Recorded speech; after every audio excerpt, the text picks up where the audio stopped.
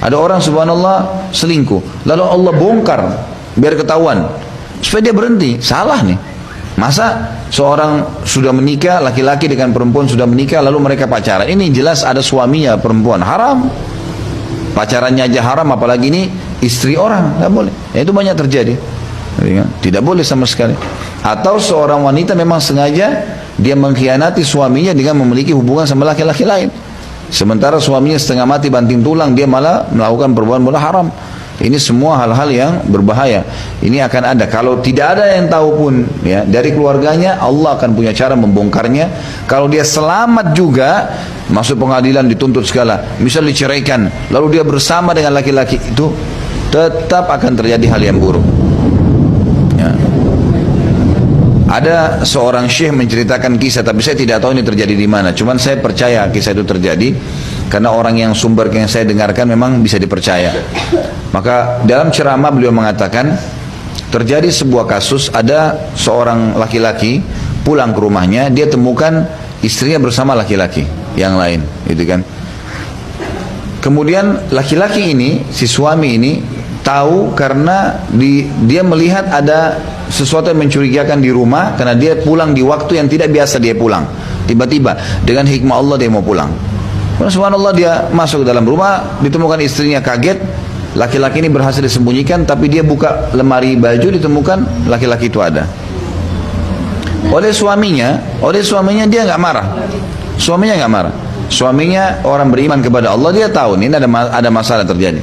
Dia bilang sama istrinya dalam kondisi yang ketakutan, buatkan makanan. Masuk ke dapur sekarang, buat makanan. Dipanggil si laki-laki tadi, duduk di sini kamu sama saya. Dikasih makanan, kamu makan sekarang. Kamu masuk rumah saya, kau jadi tamu saya berarti. Kalau saya diperintahkan dalam agama untuk menghormati tamu, tapi saya perlu ingatkan cara kamu salah. Dan apa yang kau dapat, dinasihatinlah. Apa yang kau dapat dengan selingkuh dengan istri saya? Dipanggil istrinya, apa yang kau dapat, kau selingkuh sama orang ini? Kebahagiaan yang sebentar atau ketakutan yang lebih mendominasi? Sampaikan, apa yang kamu dapat? Dipermalukanlah, gitu kan? Ringkas cerita. Setelah itu laki-laki ini tentu tidak bisa makan. Bagaimana cara dia mampu makan? Tapi dibuat seperti itu.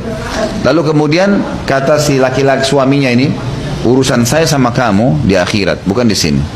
Silakan kamu pergi. Pulanglah laki-laki tersebut. Dia bilang sama istrinya, sekarang kau bungkus pakaianmu, saya ceraikan kamu. Pulang. Pulanglah, gitu kan? Subhanallah, selang beberapa hari saja si laki-laki ini dapat jodoh orang baik, mukminah. Allah mudahin, tiba-tiba dengan hikmah Allah ditawarkan menikah dia. Si perempuan tadi ternyata waktu pulang melanjutkan hubungan sama pacarnya itu. Berjalanlah waktu, gitu kan? Subhanallah, 3 bulan rumah tangga mereka, ternyata perempuan itu selingkuh lagi sama laki-laki lain.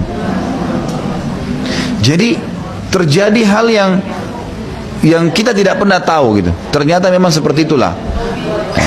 Bukan cuma karena masalah hobi, bisa saja di situ memang efek jerah yang didatangkan oleh Allah di situ.